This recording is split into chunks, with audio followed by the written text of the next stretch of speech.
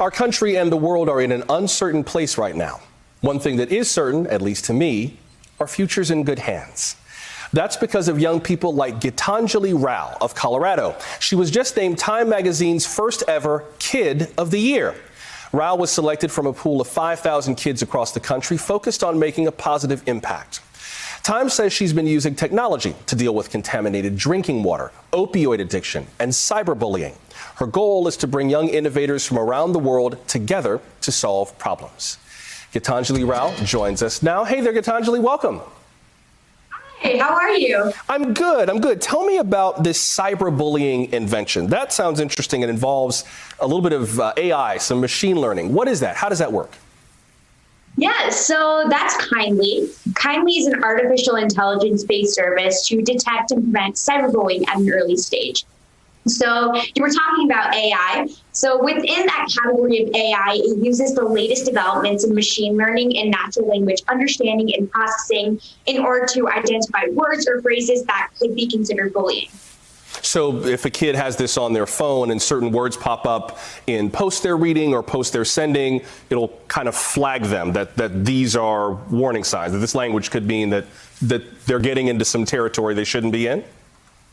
Exactly. So Kindly is actually attempts to be non-punitive, meaning that rather than immediately going to a punishment, it instead allows students to rephrase or reword what they want to say.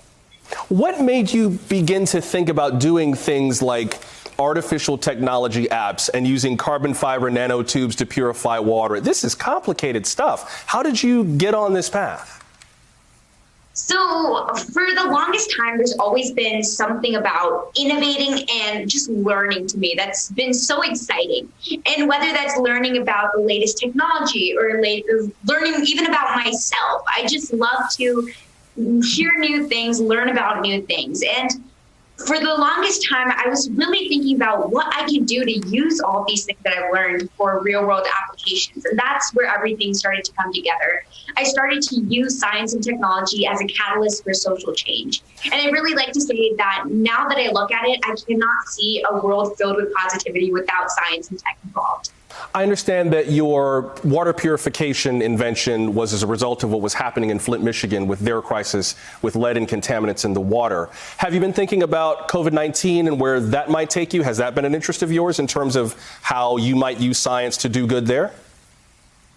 Absolutely. And I think that it's so important to, first of all, state a huge thank you to the collective efforts of all the scientists and healthcare workers for developing a vaccine in that short amount of time, which uses the latest in mRNA processing, which is so novel and so innovative. And I could nerd out about that for hours. But I think the super exciting thing is I have been looking at the whole COVID-19 crisis, and I'm not currently working on anything, but I would love to get into it in the next few months. So one idea that I've been thinking about is a predictive analytics-based approach to look at distribution and prioritization of vaccinations, since obviously, just like you were talking about, getting vaccines out there is going to be kind of a hard process. And I think we can all safely assume that we can see further pandemics in the future, especially more zoonotic-based diseases. So I probably want to take more time to look at what we can do to prevent further pandemics from happening. So that might be new tools and techniques for contact tracing, virus isolation, as well as patient care. That is one of the things that researchers have said we need to be ready for is more zoonotic diseases, diseases that jump from animals to humans, the way that some scientists believe that COVID-19 may have migrated from animals to humans. What do you do when you are not being awesome? Everything you've talked about so far is so cool, but what do you do to take your brain off of science so that it doesn't explode? So many things, so many things. Recently what I've been saying is I will watch anything on a screen, especially during quarantine. I will movies, YouTube videos, TV shows. I will watch anything on a screen, and anything, literally anything. And obviously you can't do too much with friends anymore, but I live in Colorado, so there's a lot of going on bike rides, hiking, so many things that you can do out here. And I fence as well, and recently got into baking. I play the piano. I'm actually working on my pilot's license as well. So I'm doing so many things.